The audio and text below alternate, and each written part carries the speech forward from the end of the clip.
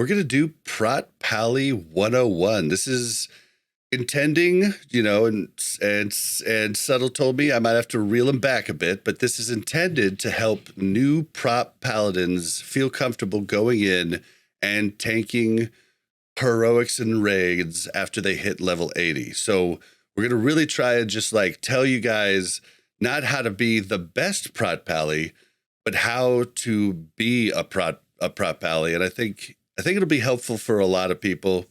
If you're a huge know-it-all, maybe it's not, but maybe this part's not for you. What are some of the important self-buffs that a Pally needs? Because I know there's one specifically that is extremely important to have on at all times. Righteous Fury. That's the number one. You gotta have that up at all times. Unless you're in a weird off-tank role where you're trying not to pull off the tank, then you may want to actually turn it off. But and what's Righteous Fury do? Just for anybody who... Sure. It increases your holy threat generated by 80%, and there's a hidden component that increases all of your threat generated by 43% too. But the tooltip doesn't tell you that. Interesting. So any melee hit or anything. Yeah, I mean, it includes literally everything. So it's more holy threat. It's also more, physical damage threat, everything. Okay. Yeah, so that one's huge. A lot of people don't know about that hidden threat component either, but Blizzard added that to all tanks actually in Wrath to make up for the fact that they took away the old version of Blessing of Salve, where the rest of your raid had their threat reduced by 30%. And the way it maths out, it ends up being the same threat between everybody. It's just you don't have to buff them. Exactly. Yeah, it's pretty nice. Yeah, so Righteous Fury number one. I recommend getting a weak aura. Yep. I have a ton of weak auras. I mean, we'll probably find some way to link my Discord or something, but we get really, really into the weeds on Prot Pally in my Discord. Definitely. We'll have that in the show notes for sure. Cool. So in my Discord too, I have a link to my Wago where I've got all my weak auras listed, so you can get all those. And one of them is the Essential Buffs weak aura, which has Righteous Fury. That is the number one. And then Blessing of Sanct, that's probably your number two. And what does that do? Oh, sorry. Yeah, so it increases your stam and strength by 10%. Those are your two best stats for the most part. Stam being your best defensive stat, and then strength being your best offensive stat. And it also, every time you dodge, parry, or block, it's going to give you 2% of your mana back. So if you're having mana issues, just pull more mobs. More avoidance means more mana. There's no internal cooldown on that. You can just get as much mana as you want from that. For Righteous Fury, also, there's a talent makes you take 6% less damage when you have it up. So just another reason to always have it on. Yep. And it has an infinite duration now too. So you don't actually have to refresh it unless you respec or, die or whatever. Even if you log out and log back in, it's still on. Yeah. Yeah, it'll just be on until you die or respec. Yep. See, or get dispelled for more buffs. You always want to make sure you have Sacred Shield on you, but generally Holy Pally is going to be putting that on you. It scales with 75% spell power. So Holy Pally is just going to have more spell power. They're going to have a better Sacred Shield. If you're solo or just don't have one for whatever reason, though, just make sure you're keeping that on yourself too. That's also part of my essential buffs weak aura. And Sacred Shield is, what does that do? So when you take a hit, it puts an absorb effect on you, and that absorb effect scales with your spell power. Nice. And it has a 6-second cooldown too. So if you're not taking a lot of damage, you almost always have this up on you, a little bit of absorb. I mean, even on harder hitting bosses though, it's great. It takes a huge chunk off a hit. Yeah, that's definitely an essential one though. And then Divine Plea, that's a really big one. Learning to manage that is pretty important, because it's a 15-second buff. It restores 3% of your mana every, I forget how many seconds, but it ends up being 25% of your mana over 15 seconds. I think the tooltip just reads 25% over 12 seconds. Yeah, I forget what, second chunks it like gives you Yeah. mana in, but that one you gotta have it on, just gives you tons of mana. And we have a talent that you can put 1 or 2 points in it, and when you attack it will refresh Divine Plea to keep it on you. So while you're fighting things, it'll just be on you 100% of the time, which is awesome. Also, so 1 point in that talent, it will give you a 50% chance to proc it. 2 points is 100%. You really only need the 1 point in it for the most part. Once we get into harder hitting things, we'll have 2 points in it because that talent also reduces your spell damage taken. But for now, not a lot of things are doing damage. So a lot of people are just putting 1 point in that just to keep the Divine Plea refreshing. Makes me think of something else that I didn't have in the notes here. So I've been learning specifically on the warrior. There's specific times that I do want to use a slow weapon as opposed to a fast weapon. What are you wanting? And are you wanting different ones for different situation, or is like slow actually better, or is fast actually better? Because I see a ton of paladins using that slow weapon from the slow sword from 4 horse. Yeah, Broken Promise. Yep. Yeah. Pallies want slow weapons all the time. The only time you'll use a fast weapon is if the defensive stats are needed, basically. Like if you need the defensive stats that a fast weapon has, since fast weapons are generally statted for tanks. So you really only use fast weapons for these stats on them. Potentially the DPS, but the DPS on fast weapon has to be way, way higher than a slow weapon to break even on damage. So for Prop Pally, the reason you want the slow is because Seal of Vengeance, the instant damage proc on that scales with weapon damage. It's not normalized. So from auto attacks, the procs you get, they will average out to be the same between fast and slow. But since we have so many instant attacks that also proc, that's where you gain a lot of the damage, is because you're going to proc the same amount of, it's 100% proc chance. So you're going to proc the same amount of Seal of Vengeance instant damage procs, but they're just going to do like double damage when you have a slow weapon. So that's going to be through the roof for single target. And then on cleave, you're going to be using Seal of Command, which same thing, scales with weapon damage. It's not normalized. You're proccing it off instant attacks. You are going to do way more damage in cleave with a slow weapon. And then when you're doing soloing stuff too, Seal of Light and I think Judgment of Light too, but I haven't tested Judgment of Light. They're based on the procs per minute system. So the idea of this was that fast and slow weapon, when you're auto attacking, are going to get the same amount of procs in a minute. It's about 15 for Seal of Light. So to do this, they have a lower proc chance on fast weapons because you're going to get more hits. They have a higher proc chance on slow weapons because you're going to get fewer hits. But the idea is that they would even out over the course of a minute. But you throw instant attacks into it, and the proc chance isn't normalized on the instant attacks. So your instant attacks are using that higher proc chance of the slow weapon. And again, you're doing the same amount of instant attacks with a fast and slow. So you're getting way more healing when you're using a slow weapon. It's primarily just for soloing things that comes into play, but just all across the board, slow weapon is like the way to go. You only use fast if you need the defensive stats on it. What are you shooting for? Defense, hit, expertise, etc. So first off, it's definitely better to try to call it crit cap, because it definitely confuses people when you say defense cap, because you can actually get crit reduction from both resilience and defense. And I run into people all the time who are like, why don't you have 540 defense in your sets?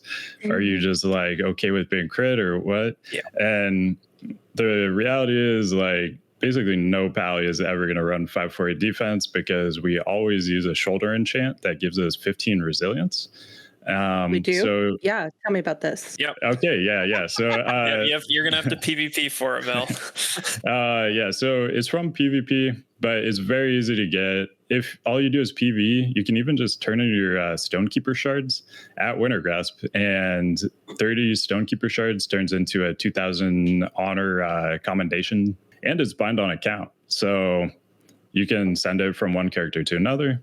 easy peasy. But yeah, the 30 stam, 15 resil shoulder enchant is just standard for tanks.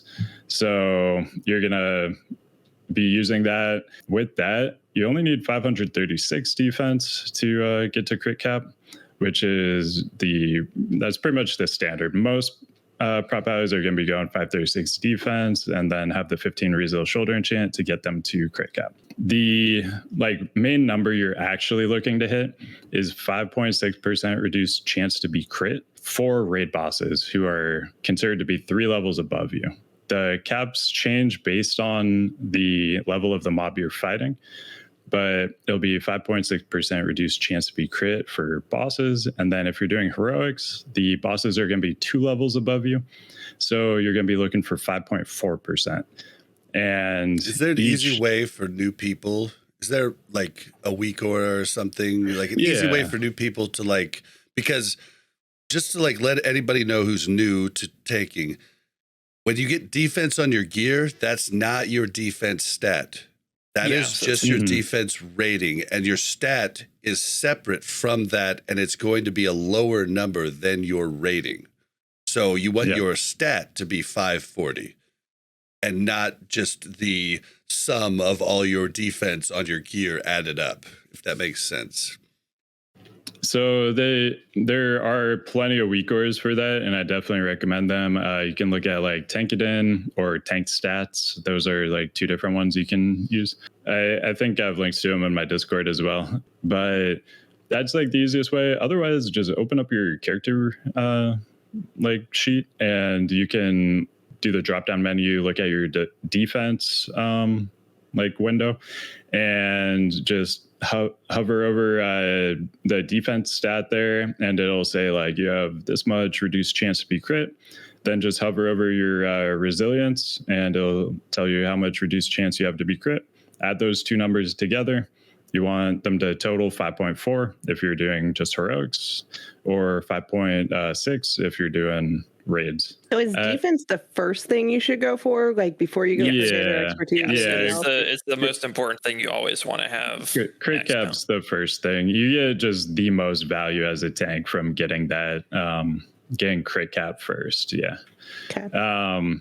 When I first started doing heroics, day 1 or day 2, whatever it was of Wrath, I was 1.5% critable though. You can definitely do them while you're critable, but try to get crit cap as quick as you can. It had a few sketchy moments in those heroics. Was really just went a little bit slower because there was the risk of taking double damage at any time. But so for heroics, you're just looking at, if you have that shoulder enchant I talked about, you just need 531. If you're doing raids, 536. Basically, you're just adding 5 defense if you want to look at it that way, or 0.2% reduced chance to be crit for each level the mob has over you, starting at 5% for them being the same level as you. And then hidden expertise, those would be the other caps to talk about. So expertise is really, really valuable because you're double dipping on it, because it will reduce dodge and parry chance.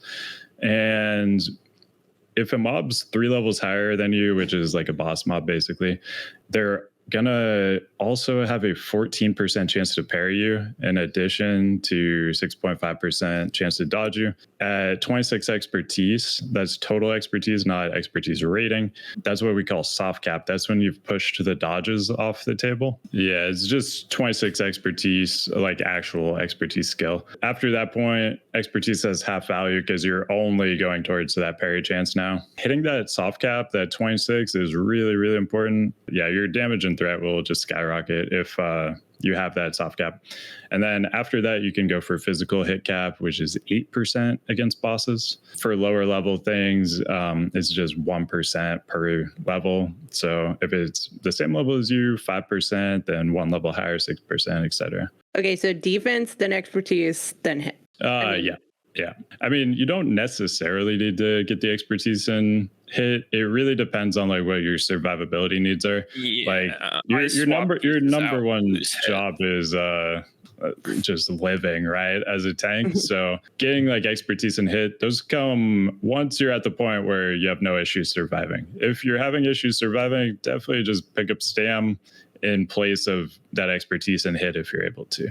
Okay. what's the stat priorities for pallies? Like your most important stats after you've hit caps? Yeah, it really depends on what you're fighting, how you're going to gear, and like what your goals are. Like if you're in a speedrunning guild, you're going to gear very, very differently than if you're in like a parsing guild or just, a more casual guild that isn't really pushing times and stuff. Well, let's go for more like, because this is 101 beginner's guide. So let's go with like what, Stam like and everything. I'd say. the best idea for like stam anybody. gems all around your gear. Really? Mm-hmm. Yeah. Yeah, and then whatever gems you need, I think for the meta, I think you need I think you just need 2 blue for the stam meta. I don't remember. I think it's 1 yellow also, but okay, like throw an enduring or vivid in there. Yeah. Yeah, you always want to start as tanky as possible. And then if you're in a consistent group and like what healers you're going to have week to week, you get a feel for them and like you understand like your survivability in your like specific raid context, then you can start to like use some strength gems or whatever you want to do, some different enchants, things like that. But you always want to start as tanky as possible. Your number one job is living. And then you get to play around with other things after that. But if you're like pugging and stuff, I would definitely just go like full stam because you don't know what healers you're going to have week to week. You don't know what your survivability situation is going to be like. A question though. If Sure. I were to get into a pug, how much stamina, like base stamina, would be like a good amount to have before going? Because you can gem and you can do all this, but if you don't have the right gear, right? Like what's the number of base stamina that would be helpful? Well, I'd go more HP than like actual stam stat, but like 26K or 27K plus is like probably when I would feel good about like starting to pug like 25 man. For 10 man, I don't know, maybe like 24, 25K. 10 man does way less damage. Oh, 10 man does no damage. If you can get closer to 30K though, that would be great. But I'd say like 27K is a good unbuffed number to aim for. But the stat priority though, kind of didn't like as far as like it really strength. Is kind of the thing. If you're going for like pure damage, like you want to get that expertise soft cap first, then that physical hit cap, and then strength after that, and then block value is great as well. It'll increase the damage of your shield of righteousness, but also it lets you gear a little bit more offensively as well because like a lot of things don't do much damage right now. So block value reduces the damage by a really high percent of the damage you're actually taking, and a lot of things you can actually full block. My pally right now, like fully raid buffed with like a Dark Moon Card Greatness proc up, I have like 3,200 block value. It's like I take at about the very same. little damage. It's basically full. It's a lot. Yeah. Okay, so then explain like how strength goes into block value for prop paladins. Sure. So every 2 strength is 1 block value, but then you have strength multipliers. You have a talent, gives you 15% more. You have Blessing of Sanct, gives you 10% more, and then any block value you get 30% more. So it ends up actually being pretty crazy. It ends up being like 1 to 8 point or 0.83 ratio, I think, strength to block value once you put in all those multipliers. Yeah, it's pretty awesome. And then strength also gives you 2 attack power per, and that strength is also going through those multipliers again. And then in raid, you also get 10% more attack power. So it's like going through 3 multipliers right there on attack power as well. And then 60% of your strength, which has gone through 2 multipliers, goes to your spell power. So it's just like multiplier city. You're like, you get so much value out of strength. It's actually crazy. It's good. It does a lot. There's a lot of other things happening behind the scenes. So you definitely want strength over attack power, and you definitely want strength over okay. And if you're choosing offensive, it affects basically every ability we have now. They changed like all our spell scaling.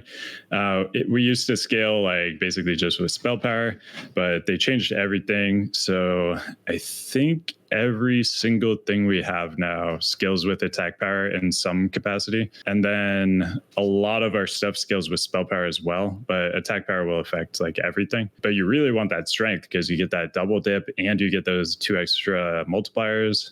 That's why strength is so good, because it's just crazy multipliers. It affects attack power and spell power, and a lot of abilities scale with both attack power and spell power. So you're just getting like huge value from strength. But again, that's if you're going for damage. Kind of the priority there would be strength and then attack power, and then spell power is like quite a ways back from both of those.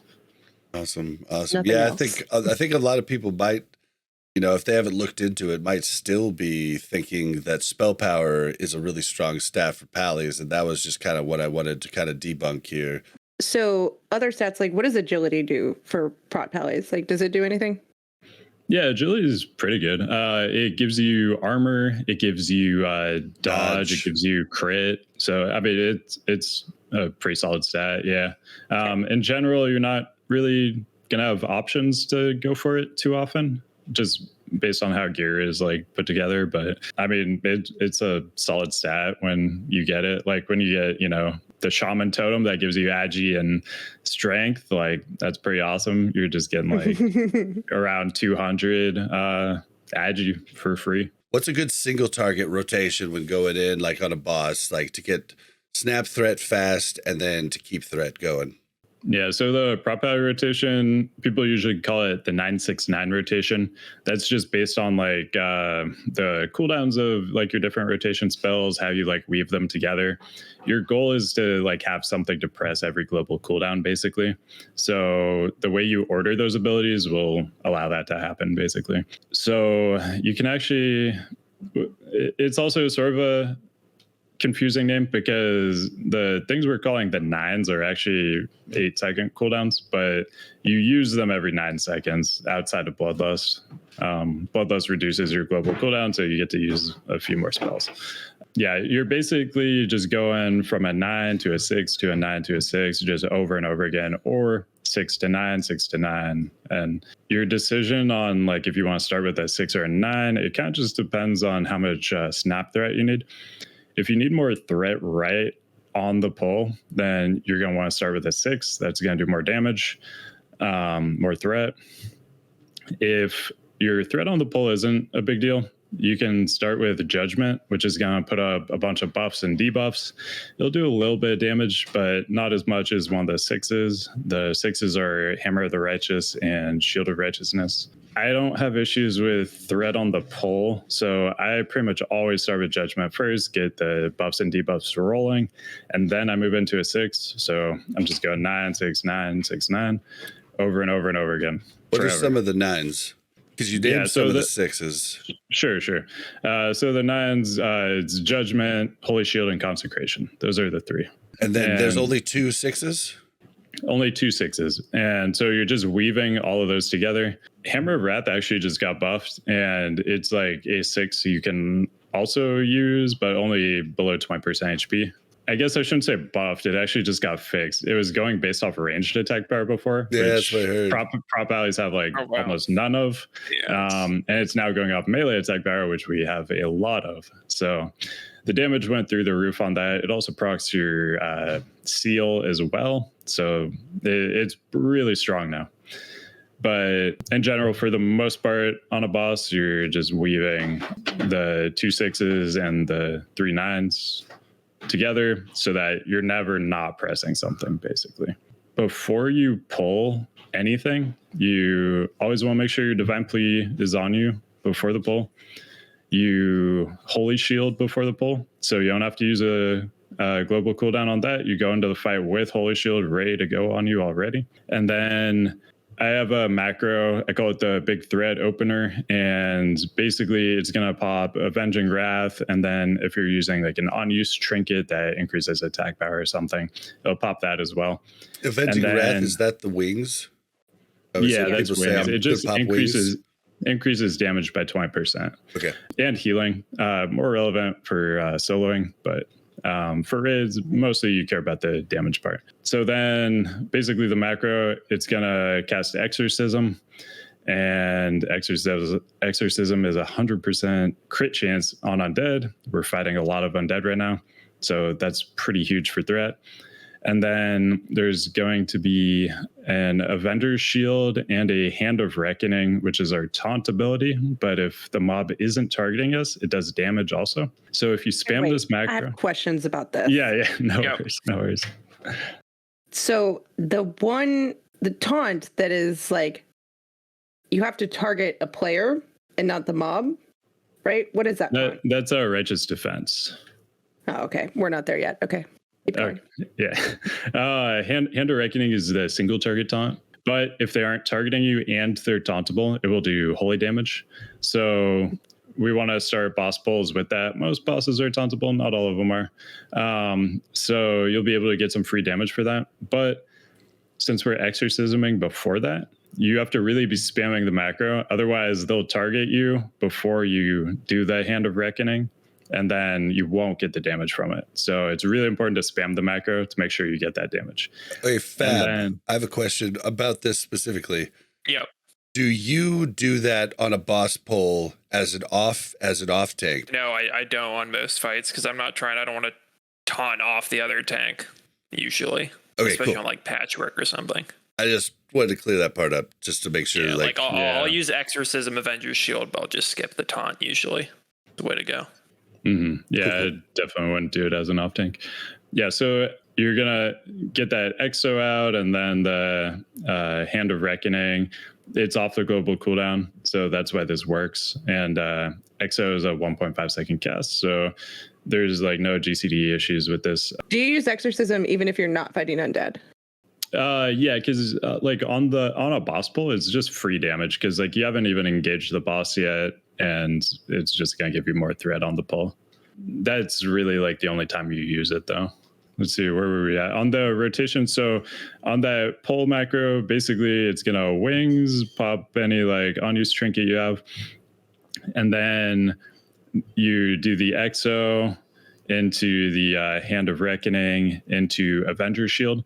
So you're going to be hitting the boss with 3 things at 0 seconds into the fight, which is awesome. That's huge threat. So that's why I'm usually able to get away with using Judgment as my first ability, get those debuffs up right away, because I've already done a ton of threat before the boss even got pulled, essentially, or on the pull. Yeah, that's kind of the key. Like if you're pulling like a raid boss, make sure you have Divine Plea up, make sure you have Holy Shield up, use your pre-pot, pop, just spam that opener macro. You just got to press that one button over and over again. It's going to do all that stuff for you, and you're going to start the fight really, really strong. So I frequently forget to change my...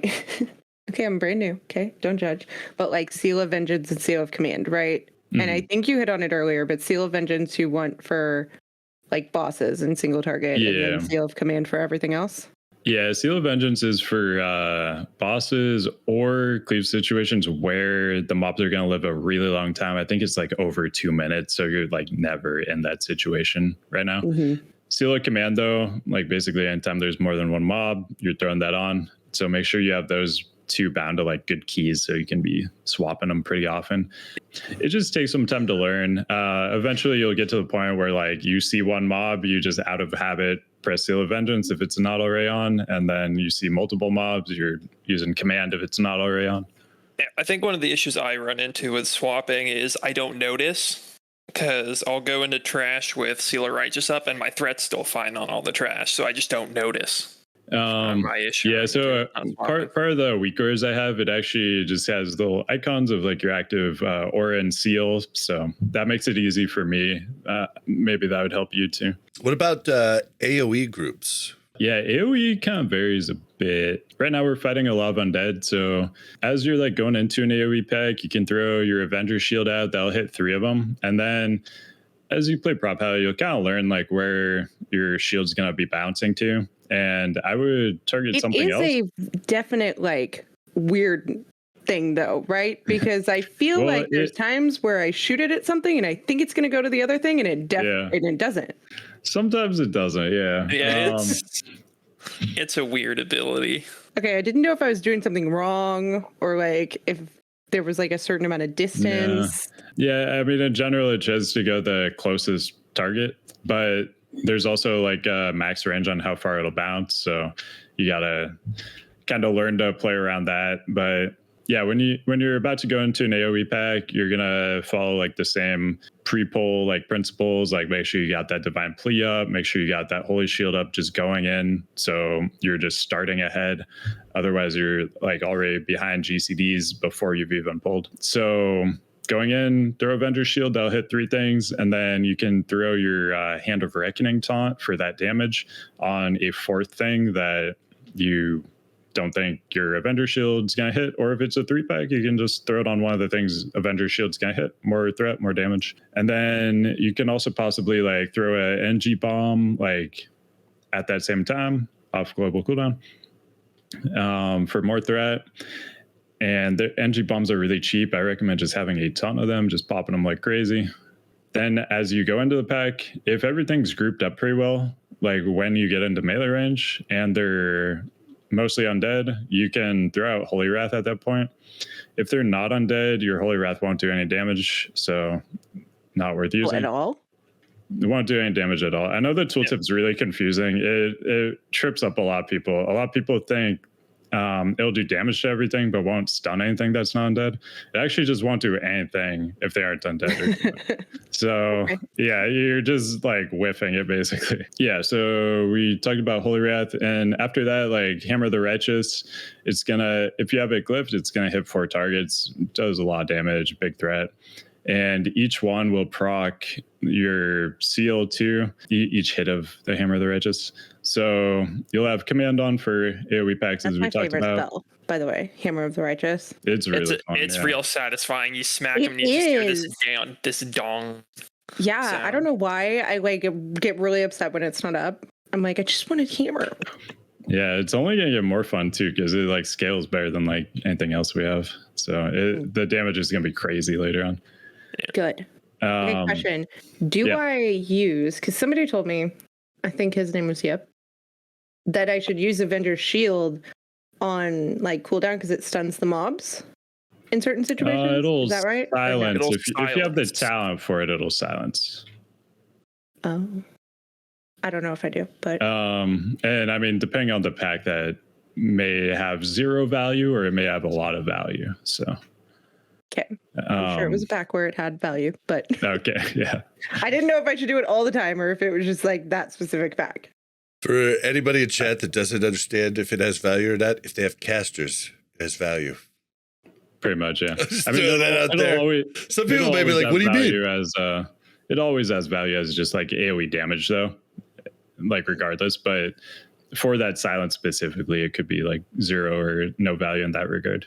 Okay. Yeah. So, and for Hammer of the Righteous, for Seal of Command with Hammer of the Righteous, it's only going to proc the single target Seal of Command. So the way Seal of Command works, if you use a single target ability, it will proc a Seal of Command cleave that does 2 extra Seal of Command hits, which is awesome. But Hammer of the Righteous, it will do just this single target, but that's still 4 Seal of Command hits if you have the glyph and are fighting 4 mobs. So you're getting 4 hits just from Hammer of the Righteous, and then you're also getting 4 Seal of Command hits when you press it. So it's huge threat. And then for AoE packs, you want to get cons down after that.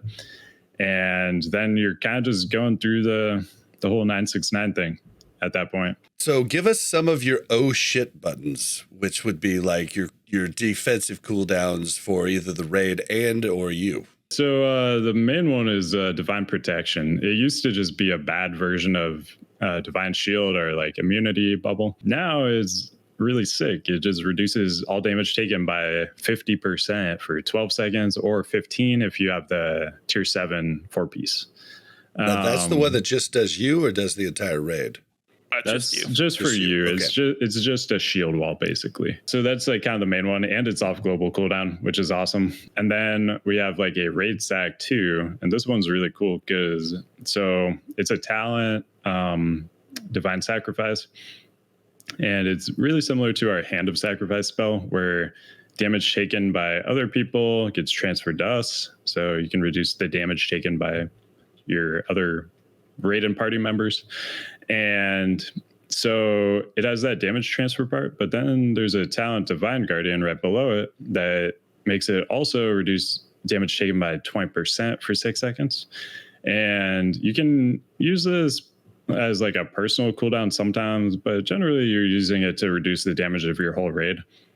And you can actually do a /cancel aura divine sacrifice macro to get rid of the damage transfer part, but it'll keep that 20% reduction buff on everybody else. So on my divine sacrifice, I have /cast divine sacrifice /cancel aura divine sacrifice. So if I press it once, it keeps on the damage transfer, and of course you have the reduced damage taken as well. If I press it twice, it gets rid of the damage transfer. Since as a tank, you don't always want to be transferring damage from other people to yourself. It might be too bursty, but currently not a lot of damage is going on. And especially like heroics, I'd say the majority of the time I'm actually leaving the damage transfer on right now.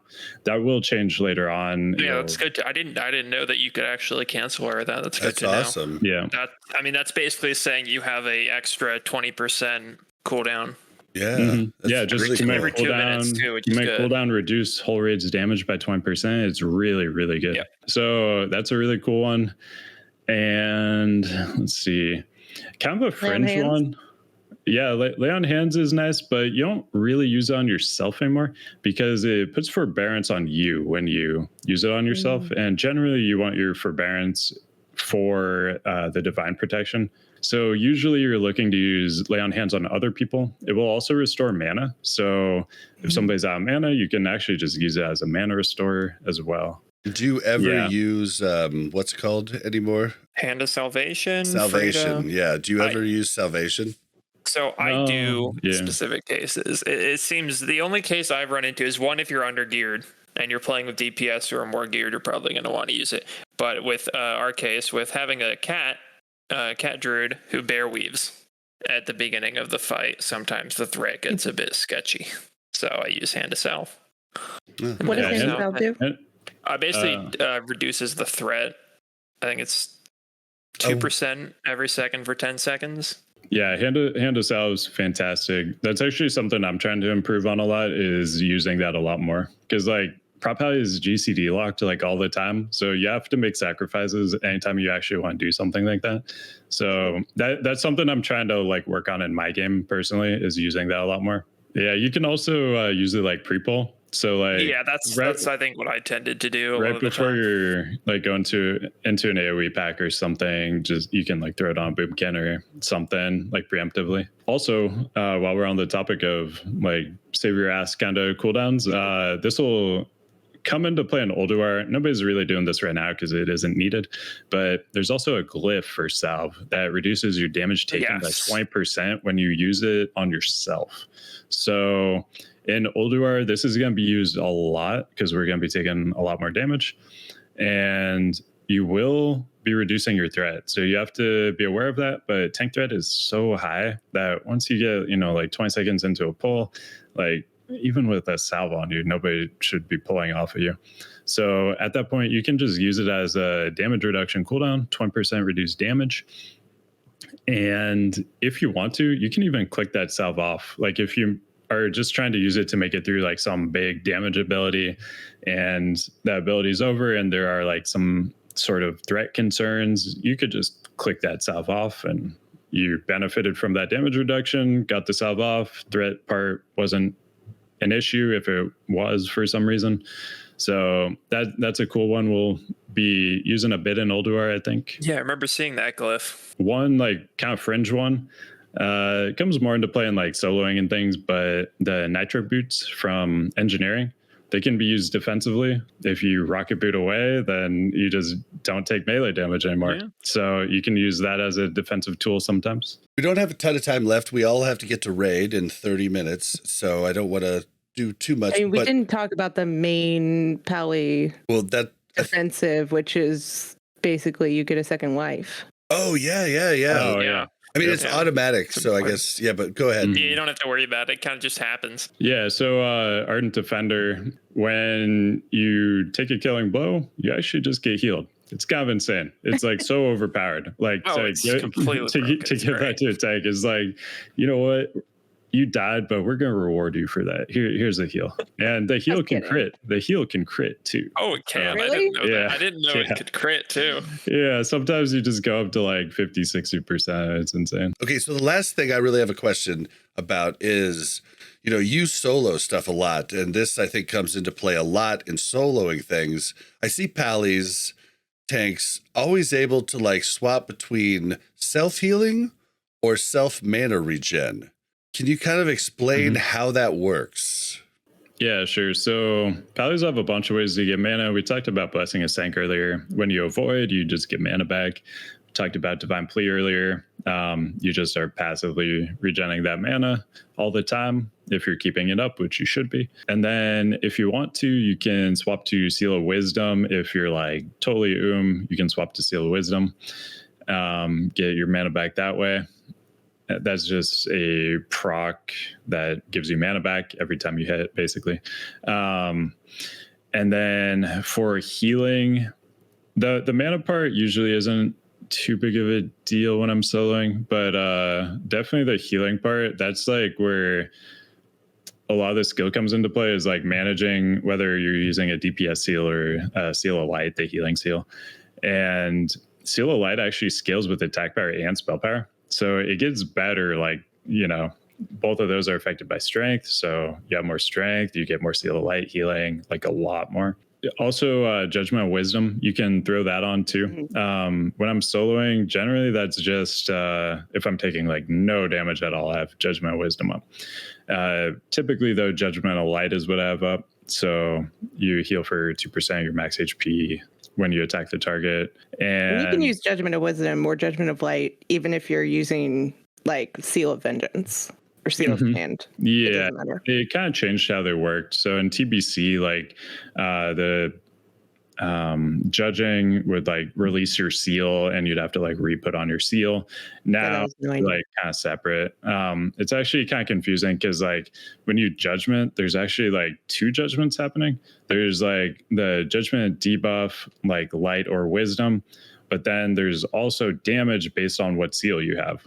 So when you have like Seal of Vengeance on, you're actually doing Judgment of Vengeance and you're doing Judgment of Light, for example, at the same time. But one is the damage component, one is the debuff component. Okay. Yeah, so Judgment of Light, that's pretty huge for soloing. I pretty much always have that on. And then I'm kind of weaving between Seal of Vengeance or Seal of Command and Seal of Light based on like how much healing I need. And I actually use Ardent Defender a lot when I'm soloing because it allows me to go really aggressive. Like I can just leave Seal of Vengeance on because I know when I die, I'm just going to get healed.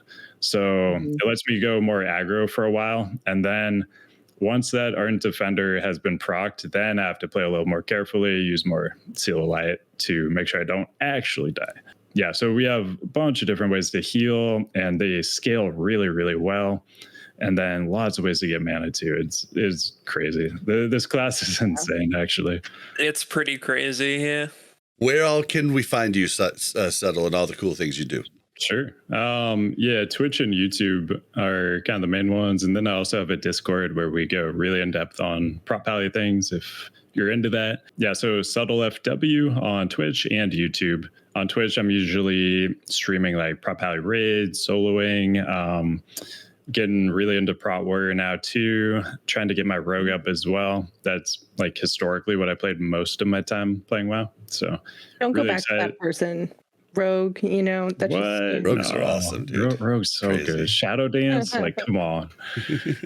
Yeah, and then on my YouTube, I'll have tons of Volduar content coming out soon. Right now, lots of like soloing things. If you're interested in that, soloing old TBC bosses, all that kind of stuff. So yeah. Awesome. Oh, thank you very much for checking out Warcraft Reloaded podcast. Make sure to like and subscribe and hit that bell so you don't miss any future content.